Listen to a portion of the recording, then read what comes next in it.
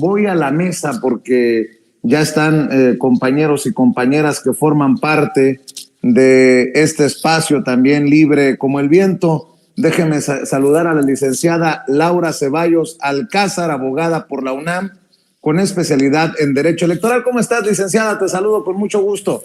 Querido Vicente, un abrazo. Muchas gracias por recibirme en el horario de la tarde, en la mesa de la tarde.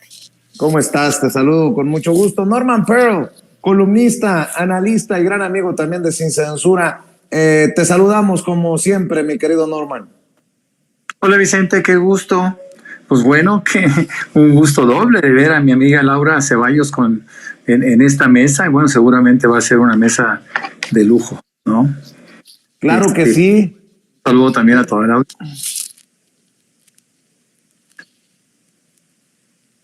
Bueno, algo está pasando esta noche con las computadoras, que seguramente son las que no tienen palabra de honor. Y bueno, pues voy con los temas, si les parece. A ver, AMLO confirma en la mañanera que va a la cumbre esta de San Francisco y que va a hablar con Biden de un acuerdo migratorio y del tema de Cuba. Nuevamente en la ONU se pronuncia el mundo contra este bloqueo criminal de Estados Unidos, que vota en contra de la resolución de levantar cualquier bloqueo junto a Israel. No es de sorprender. Y con la abstención de Ucrania hace unos días, Andrés Manuel López Obrador firme en la arena, en el escenario mundial, querida Laura. Fíjate que esto es tan revelador de la verdadera ocupación de entes como la ONU, en el caso del Atlántico Norte, la OTAN, estos organismos que supuestamente pugnan a favor de derechos humanos, pero que no atienden una demanda antiquísima, la más vieja de todas desde el inicio de la vida, de la existencia de una organización como lo es la ONU. Increíble que después de 63 años de bloqueo todavía haya que pedir, que exigir, marchar por las calles del mundo para pedir. En el caso que decías ahorita de relatando o escuchando el relato de esta barbarie en voz del compañero Gerardo Fernández Noroña, pedir que haya un organismo que pare la guerra, y en el caso de Cuba, que por favor, todos los países están a favor de ya quitar el bloqueo ridículo, anacrónico, genocida, que tiene a Cuba sumida en una resistencia tan larga, y que haya solamente un país, Estados Unidos, que con pretextos banales, pueriles, realmente sin ni una sola pues legitimidad de mantenerlos, se siga haciendo la víctima de, es que allá en los años 60 trataron de colocar misiles en Bahía de Cochinos. Pues sí, pero ya pasó, y el pueblo de entonces y el pueblo de ahora sigue exactamente solicitando lo mismo, que frene este bloqueo que es inhumano, porque atenta contra toda posibilidad de prosperidad para la isla de Cuba, para los hermanos cubanos, que además pues no es un bloqueo por un capricho para darle gusto a alguien, sino es un bloqueo que elimina la posibilidad de recibir nada. Entonces, y que además, bueno, pues somete al resto de países del mundo a un régimen de prohibición, como si no fueran lo suficientemente soberanos para decidir con qué países y con qué países no hacen acuerdos comerciales o intercambio de bienes y servicios. Y bueno, pues Estados Unidos sigue montado en el macho de prohibir que barcos toquen puerto en la isla de Cuba, o que aviones de ciertas aerolíneas hagan pues aterrizaje o cargo de personas de otros países. Entonces, yo creo que el presidente López Obrador ha tenido una muy, muy fuerte pues contienda ideológica que no ha cejado en ella, y que una y otra vez ha puesto sobre la mesa pues este fin de la barbarie iniciada en los años 60 en Cuba. Yo espero, yo sé que el presidente Biden, para desgracia del presidente López Obrador, tampoco tiene todo el poder político que quisiera para que de una vez por todas esto terminara, y que terminara bien, pues a favor de los hermanos cubanos, que son quienes al fin de cuentas resienten los efectos nocivos de un bloqueo tan largo. Entonces yo creo que el presidente López Obrador, pues ahora sí que armado de legitimidad como tiene, no nada más en México, sino en la patria grande toda, pues va a ir a ver cómo le niegan por enésima vez la posibilidad a Cuba de justicia.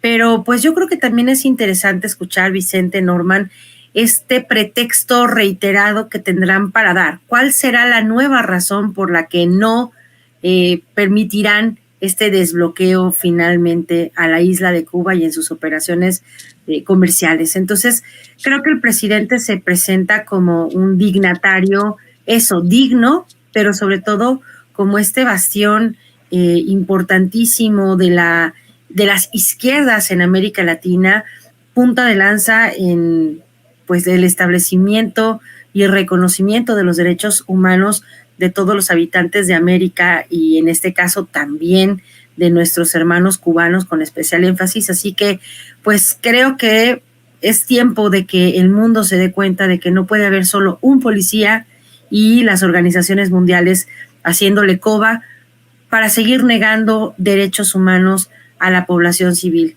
Esperemos que el presidente tenga ahora sí que pues mucha más acompañamiento en esta nueva postura de exigencia al fin de un bloqueo ridículo, banal y que no tiene sentido después de 63 años. Mi querido Norman, el presidente con autoridad moral y con gran dignidad en estos temas, el primero de la reforma migratoria para millones de, ya no digo mexicanos, de migrantes que no tienen un papel para vivir legalmente en Estados Unidos, y el tema histórico de Cuba, Norman. Bueno, con respecto al tema de los migrantes, pues hay que reconocer que Estados Unidos nos necesita a nuestros migrantes. Está muy claro que Estados Unidos sería otro tipo de economía si no tuviera el apoyo, el trabajo, ¿no? La mano de obra, en muchos casos ya muy calificada de parte de latinoamericanos. Es penoso, por supuesto, que entremos a ese juego o que tengamos que vivir ese juego en donde los americanos en determinados momentos, especialmente electorales, los republicanos ahora, pero también lo hacen los demócratas, asumen esa posición de defensa contra el ingreso de migrantes, cuando que ellos saben perfectamente bien que los necesitan, ¿no? Esa fuerza de trabajo es muy, muy importante. Con respecto al bloqueo a Cuba, bueno, pues es cada año vamos a estar viendo resoluciones en donde la votación es abrumadora en favor del desbloqueo en la isla de Cuba, pero Estados Unidos, ejerciendo su derecho de veto a un lado de Israel y ahora de Ucrania, pues esos tres países son suficientes para que no se haga absolutamente nada.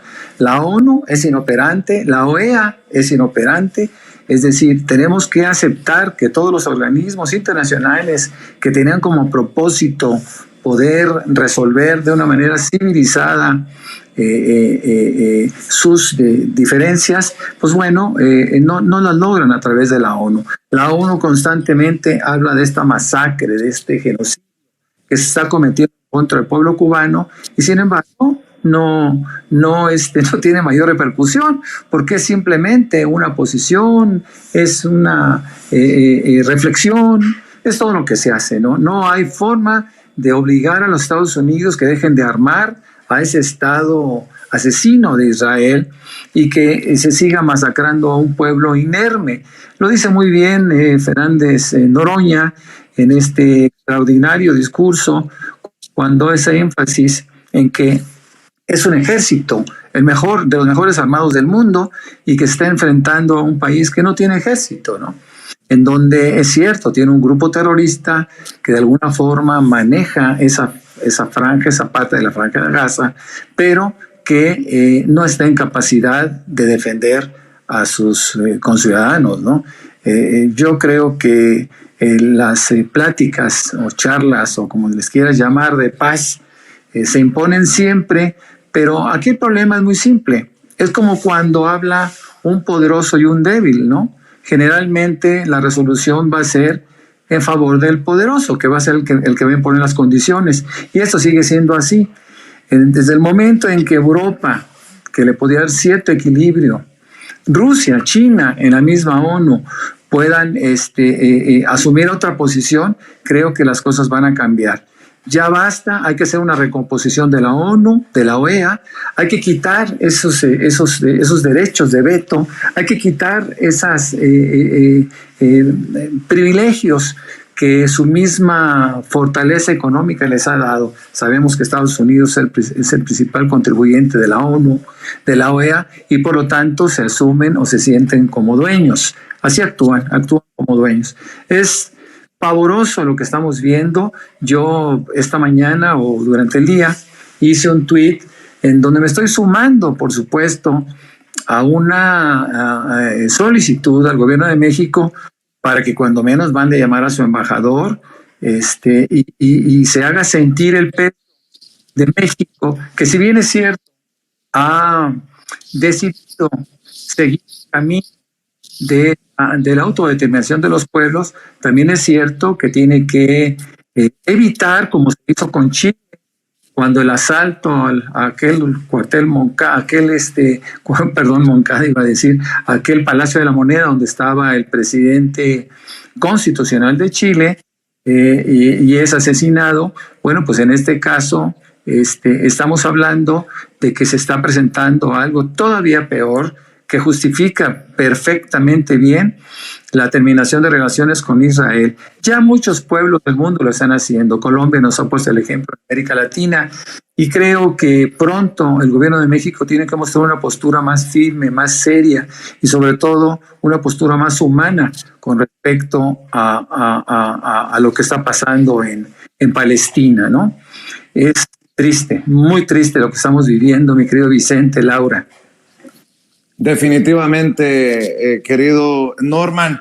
Y bueno, déjenme también plantearles la reaparición de esta señora, Elena Chávez, nunca por promoción de sus libelos, ¿no?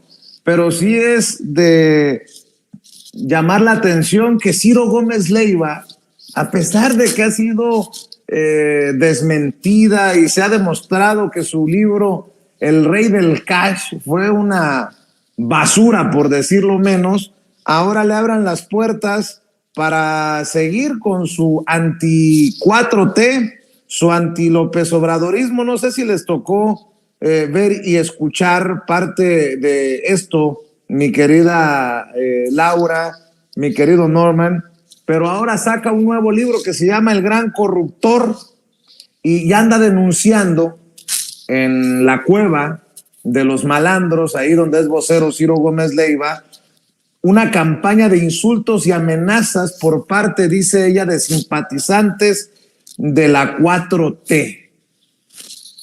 Bueno, ¿cómo dicen? Dios los cría y ellos se juntan o algo por el estilo, decía mi nana, que en paz descanse. A ver, échalo, Mario.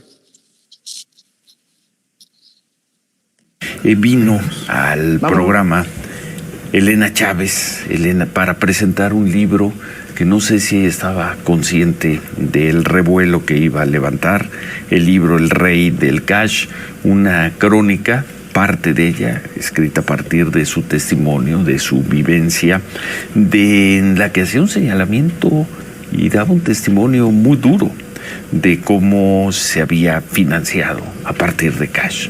Mucho tiempo el luchador social, luego jefe de gobierno del Distrito Federal, luego varias veces precandidato a la presidencia, Andrés Manuel López Obrador. Ustedes recordarán, porque parte de esa crítica se dio también aquí en este programa, le llovió a Elena Chávez. Ella sí fue víctima de una operación perfectamente orquestada en las redes sociales y además con la batuta que salía de Palacio Nacional. Fue una verdadera campaña de descrédito. Sin embargo, el libro se vendió muy bien. Tenemos entendido que tuvo 3. Ahora le vamos a preguntar a Elena Chávez si tuvo 2 o 3 o 4 reediciones. Bueno, eso fue en octubre del año pasado. Ahora, este fin de semana, por ahí de mediados de la semana pasada comenzó a circular, y por cierto vemos que está en primer lugar de los libros más vendidos de Amazon. El gran corruptor, dice la portada, El gran corruptor, sale una fotografía con los ojos de Andrés Manuel López Obrador, por la autora del Rey del Cash, Elena Chávez, prólogo de Sergio Negrete Cárdenas, lo edita Grijalbo. Y la primera pregunta, gracias por estar un año después con nosotros. Elena, gracias por estar aquí, Elena Chávez. No, Ciro, al contrario, te agradezco yo que me des el espacio. Buenos días a todo tu auditorio y bueno, yo encantada de estar nuevamente contigo. ¿Por qué regresar, Elena? Porque este libro de alguna manera es una continuación del Rey del Cash, según mi lectura, con nuevos capítulos, con aportaciones, quizá con otro enfoque, pero es muy difícil no leerlo como una continuación del libro anterior. Es una crítica a la forma en que se ha financiado y actúa Andrés Manuel López Obrador. Yo así lo leí, y mi primera pregunta es, ¿por qué insistir, Elena? Sabemos lo duro que fueron estos 12 meses para ti. Porque es necesario, Ciro, porque yo creo que estamos viviendo momentos muy difíciles en este país y bueno, yo lo dije el año pasado que era importante que los mexicanos escucharan y vieran lo que había detrás del presidente de la República. Este libro nuevo que presento, El gran corruptor, ya no es pues un ahí testimonio están, mío. palabras, sobre todo de Ciro Gómez Leiva. Qué lavada de cara le pone a Elena Chávez, con mucho respeto lo digo. Y bueno, pues la promoción de estos libelos son alucinantes. Esto del Rey del Cash, por todos lados lo leímos, lo desmentimos, lo desmenuzamos, y ahí está de regreso. Y la trata como una heroína. En fin, mi querida Laura, tú tendrás opiniones al respecto. Pues bueno, yo creo que en tratándose de publicaciones hay que ser muy claros, y yo creo que aquí nos puede dar mucha luz también el maestro, el que sí es escritor, el que sí es relator de las biografías nefastas, el maestro Francisco Paco Cruz. Pero también hay otros compañeros, compañeras que son escritoras y te dicen, a ver, el éxito comercial de un libro depende de cuántos libros se paguen por tirar. El hecho de que se hayan tirado 3,000, 10,000, 100,000 ejemplares y que se vendan como número 1 en Amazon tampoco prueba que realmente estén siendo adquiridos por el público en general. Vamos a hacernos un ejemplo, estos breves que el presidente siempre pone cuando estos señores, Enrique Krause, y editaba él precisamente estas revistas Clio, sus revistas de editorial Clio, y que las compraba el propio gobierno federal para ponerla en sus salitas de espera. Cuando tú veías, no, pues tiene un tiraje de 10,000 ejemplares al mes, no, wow, ¿cómo se vende? El problema es que quién se las compraba. Entonces, creo que es un poquito fantasioso creer que un libro que pues puede pagar un patrocinador quien sea y puede adquirir a través de una plataforma, tampoco nos da mucha certeza de que tenga la penetración entre el público lector que ellos dicen que tiene. En segundo lugar, y creo que aquí podríamos jugar un poquito a la labor que hacen los periodistas, y lo digo con letras fluorescentes, periodistas de chismes del corazón.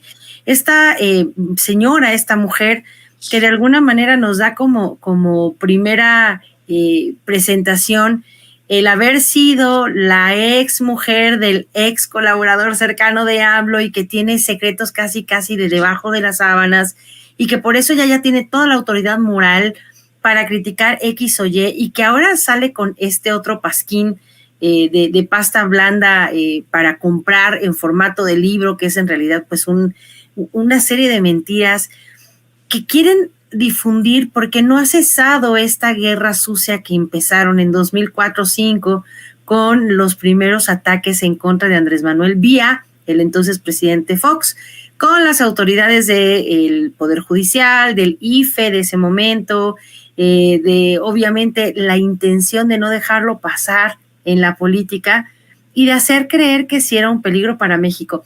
Yo creo, lo que a mí se me figura es que en este momento puestos en una coyuntura política, social tan importante, en donde se nota que la popularidad del presidente no se ha desgastado ni un poquito, y si bien al contrario ha ido creciendo y cimentándose por encima del 65%, según estas mediciones de encuestadoras, además que no son mexicanas, sino que son internacionales y que los miden a los principales líderes del mundo, pues ya les da el cuarto literalmente y tienen que continuar con la narrativa de sí es un peligro, es el peligro que nosotros les dijimos que iba a ser Andrés Manuel.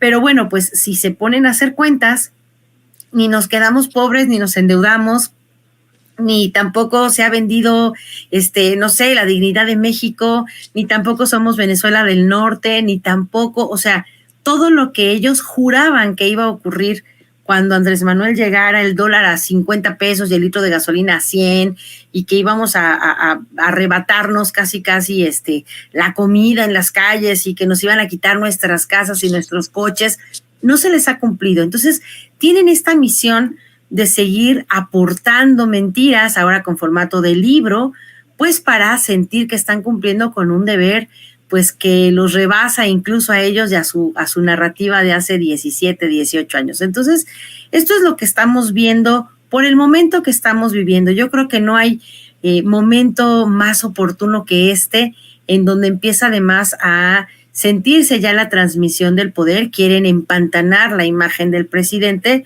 para que quien recibirá de sus manos el segundo piso de la Cuarta Transformación tenga que lidiar con esta mala imagen que ellos quieren construir. Entonces, la verdad, pues son patadas de ahogado, se les acabó el sexenio y no se dieron cuenta, les pasó por encima y no se enteraron de que pues nada de lo que ellos pronosticaron ocurrió y pues algo tienen que hacer. Entonces, lana tienen para mandar a tirar 10,000, 100,000, 1,000,000 de ejemplares y comprarlos, pues para que tenga los números que de alguna manera le hacen sombra al presidente, quien también es un escritor bastante prolífico y cuyos libros tienen muy buen alcance. Entonces, creo que no habría que darle mucho espacio porque lo que ellos presentan pues es digno de estos programas como Ventaneando o de revistuchas como el TV y Notas, estas cosas que la verdad tienen peso específico cero.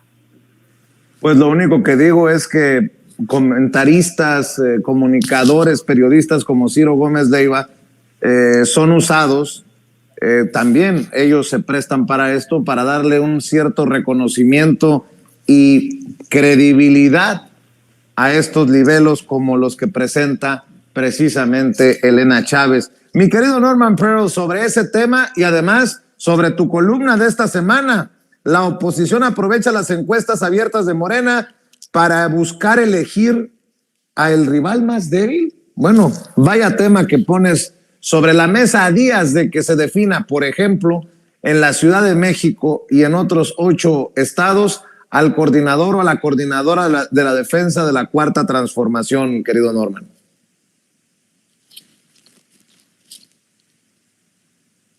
Norman, ¿me escuchas? Bueno, creo que no tenemos a Norman Pearl. Mi querida Laura, además de esto que estoy poniendo sobre la mesa, el presidente Andrés Manuel López Obrador, muy intenso, sobre todo en sus últimas mañaneras, dice que la única forma para distinguir a criminales es la democracia, punto. Ante los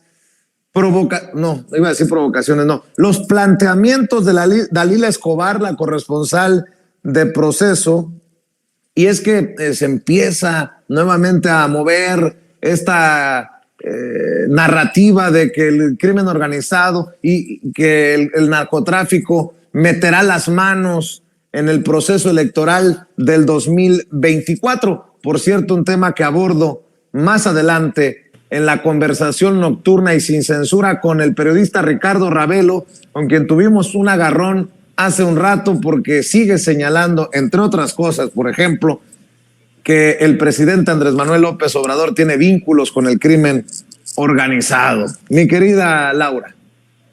Otra de las narrativas que van a estar utilizando recurrentemente a partir de ahorita, querido Vicente, mira, están diciendo, por ejemplo, que ojalá y Acapulco fuera Badiraguato para que el presidente le metiera lana y que ayudara a la gente, ¿no? Están diciendo que el Chapito y el Miniric y toda esta runfia de sujetos delincuentes están confesando que ellos le metieron la mano y dinero a las campañas de 2006 y 2012. Son narrativas.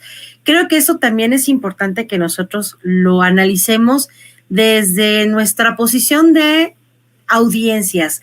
Cuando escuchamos esta clase de argumentos como el de la señorita o señora Dalila Escobar, que llega siempre en el plan de quererle meter el pie al presidente, a ver si se tropieza, a ver si por enésima ocasión logra el cometido de que el presidente se desdiga o se equivoque y dé una información rara o diferente, tratan todo el tiempo de querer vincular el crecimiento de un movimiento brutal como lo es Morena, el gran triunfo que tiene a nivel político, ganando elecciones, ganando escaños en las legislaturas locales, pues con la idea de que no lo podrían hacer, de no tener detrás un aparato, en este caso proveniente del narcotráfico, para poder consolidarse en tan poco tiempo. Y es que sí, creo que los descoloca bastante pensar que el PAN, existiendo desde 1939 como segunda fuerza política, llegó a consolidarse en una presidencia hasta el año 2000.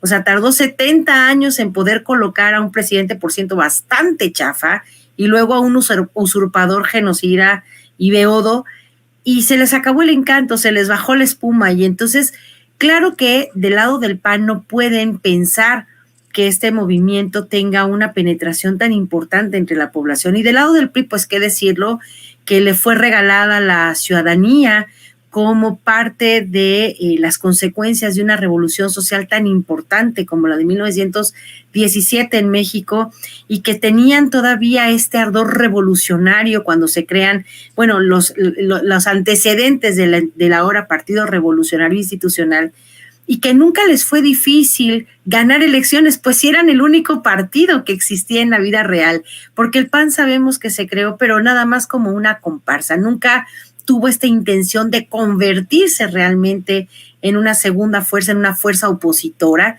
porque al final pues se plegaban siempre a los designios del PRI. Y entonces, bueno, al PRD, que se fundó en 1988, y a pesar de que empezó a tener triunfos también en la Ciudad de México, bueno, el entonces Distrito Federal, y en algunas entidades, en realidad nunca tuvo la potencia para convertirse en primera fuerza, digamos que con la contundencia que lo logró Morena en poquititos años. Entonces, claro que ellos están sacadísimos de onda, te digo, les pasó por encima el sexenio, el presidente, la cuarta transformación, la gente, y no entienden justo lo que dice el presidente. Esta no es una traslación de poder de manos como se hacía cuando el PRI gobernaba y que se simulaban todas las elecciones, eran libres, auténticas, periódicas, sí, pero eran una farsa, eran una fantasía. Sabemos que López Portillo contendió contra sí mismo, es decir, así hubiera tenido el voto de su mamita, hubiera ganado. En este caso es bien importante, y yo quiero decir aquí que la participación de la gente como movimiento es lo que le da la fuerza, no solamente política al partido, sino la fuerza moral al presidente y la fuerza y respaldo a quien hoy está siendo coordinadora de todos los esfuerzos, pues de dar a conocer todo lo que como cuarta transformación se ha logrado. Entonces, se les acaban los argumentos, por eso está Elena Chávez volviendo a publicar una segunda parte de su beldad, y estamos viendo y vamos a seguir viendo cómo se enredan ellos mismos contando historias de las que además después ellos tendrán que presentar pruebas, querido Vicente, porque hay que acordarnos que una máxima del derecho es que el que acusa tiene obligación de probar. Entonces, hoy llegan con estas manzanas envenenadas diciendo es que el presidente seguramente los chapitos, no, yo creo que les hace falta una buena dosis de pueblo, les hace falta darse cuenta lo que en realidad representa para los mexicanos de a pie todo lo que en la Cuarta Transformación ha logrado cambiar como parámetro de gobernabilidad de nuestro país. Mira, nada más lo podemos ver como logros y avances de la Cuarta Transformación. A lo mejor hay gente que nunca ha viajado en avión, pero bueno, hay que pensar que necesitamos más puertos aéreos. En este caso tenemos el AIFA. Gente que viajaba en la península de Yucatán, en Oaxaca sobre todo, por tren y que de repente pues ya nada más se limitaron a los puros trenes de carga y hoy la gente tenemos la intención de, bueno, pues vámonos de vacaciones al Tren Maya. Gente que nunca había tenido un reconocimiento en su esfuerzo y que eran a lo mejor taxistas, vulcanizadores, trabajaban como personas de servicios sin un contrato y que nunca imaginaron tener una pensión que a lo mejor los muy fifís dirán que no es mucho, pero 6,000 pesos que a partir de enero van a recibir hace la diferencia entre comer y no comer. Y todas estas acciones, el darle la mano a los muchachos para que no tengan que optar entre seguir en la prepa o irse a un trabajo porque en su casa no alcanza el sustento, es una oportunidad de oro el tener un sistema de universidades que además esté buscando suplir las necesidades regionales, creando, formando universitarios que lleguen a dar ese impulso creativo, estudiantil. Vaya, todas estas cosas, querido Vicente, no tienen comparación. No, es un México antes de AMLO y un México después de AMLO. Y es perfectamente comprensible que estén desesperados y que estas sean otra vez sus narrativas. Los vamos a escuchar con aún más rabia y con aún más mentiras, pero siempre hay que tener como la idea de quién te lo dice, qué medio lo dice y quién financia al medio. Yo creo que cuando tenemos esas tres preguntas resueltas, podemos solitos dilucidar si es una fake, si es uno de estos bulos que se crean para confundir a la gente o es una mentira. Y yo creo que aquí la gente va a colaborar muchísimo y pueden darse cuenta que si es un medio en donde además la dueña es esposa del hermano de la señora Zavala, cuñado de Calderón, la narrativa no va a ser a favor de AMLO y la Cuarta Transformación. Así es, y mi querido Norman, ya te tenemos de regreso para que nos comentes sobre tu columna, que tiene un tema muy candente, ¿no? Sobre todo a días de que se defina coordinador o coordinadora de la defensa de la 4T en la Ciudad de México, Norman. Sí, Vicente, bueno, pues es un tema que no se podía evitar, ¿no? Que hay que tomar en cuenta, no el texto necesariamente, sino el tema, la circunstancia, el momento que está viviendo. Hay mucha gente que se pregunta, bueno, ¿y cómo fue que escaló en términos de popularidad de una manera tan aguda, tan grande, tan fuerte Omar García Harfuch? Y la respuesta es que, bueno, pues ha tenido la participación de mucha gente que no. Pero bueno, para cerrar, mi querida Laura Ceballos, bueno, algunos temas por ahí, para cerrar, por ejemplo, esta alianza que se anuncia en Jalisco, dame tu opinión. Pedro Kumamoto y Futuro se unen a la coalición Juntos Hacemos Historia, o se suman al PT Verde y Morena para tratar de sacar a Movimiento Ciudadano y a Enrique Alfaro y sus compinches del poder. Bueno, de hecho, en la plática con Ricardo Ravelo que le vamos a presentar más adelante, hablaremos del libro El Amo de Jalisco, que va a salir a circular muy pronto, en unos días, y que habla de cómo el gobierno tiene una estructura criminal y que el amo de Jalisco se llama Enrique Alfaro, algo que no le va a gustar mucho a Enrique Alfaro, y que deja raspados a personajes como Pablo Lemus, quien estaría buscando quedarse en el puesto ahí como gobernador y quien fuera alcalde en su momento de Guadalajara. Mi querida Laura, ¿qué piensas de esta alianza?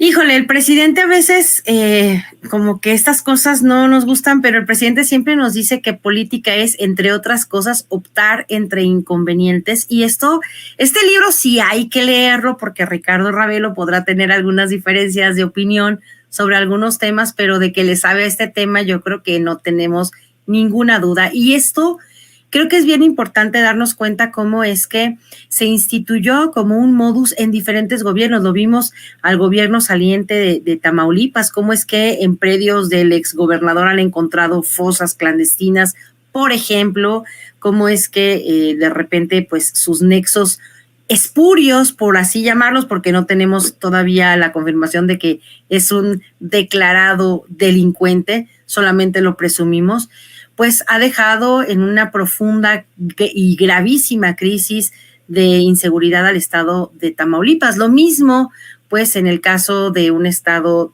gobernado hoy por Movimiento Ciudadano y por un sujeto que además, pues, se las ha gastado como quiere, como un gángster, tal y como lo es, persiguiendo incluso a periodistas. Tenemos a la Grillotina, tenemos a la compañera que de Puerto Vallarta está todo el tiempo pues hablando de estos desastres inmobiliarios ecológicos. Entonces es bien importante tomar en cuenta que el movimiento de Pedro Kumamoto, más allá de que me guste o no el movimiento tal y como lo presenta, me parece que fue valiente en un principio, queriendo de alguna manera posicionarse como una opción totalmente libre de partidos. Hoy no podemos decir lo mismo porque después de 6 años de estar ya, digamos que dentro de la arena política, pues ha tenido que tejer alianzas porque solamente una persona contra el mundo en un lugar tan controvertido como es Jalisco, pues era imposible que lograra. Sí hay que reconocerle que él,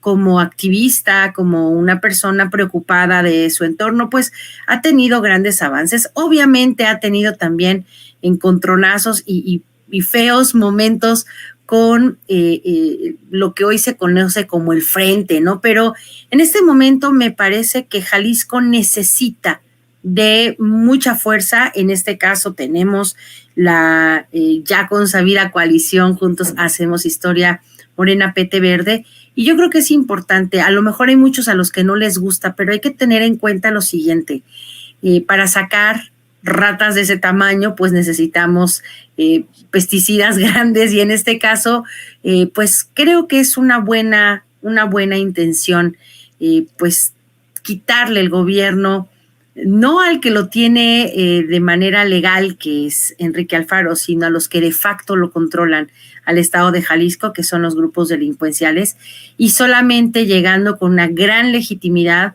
con un gran apoyo de la gente, lo podrán lograr. En este caso, si tú te fijas, querido Vicente, pues la penetración que Morena puede llegar a tener en el estado de Jalisco es muy baja. Morena, PT Verde no tienen una gran presencia, pues porque son un estado en el que no ha permitido pues ni siquiera la entrega de programas sociales, ¿no? Por ejemplo.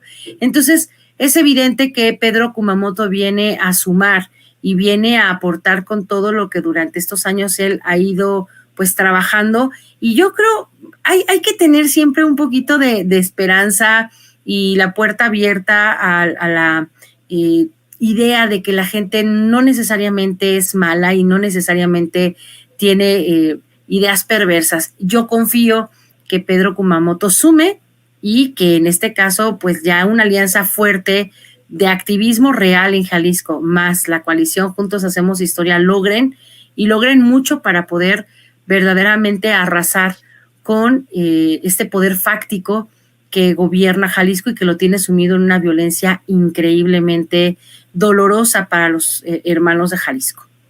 Querida Laura, ¿por qué no cerramos invitando a la audiencia de Sin Censura a tus redes sociales, a tus trincheras, por favor?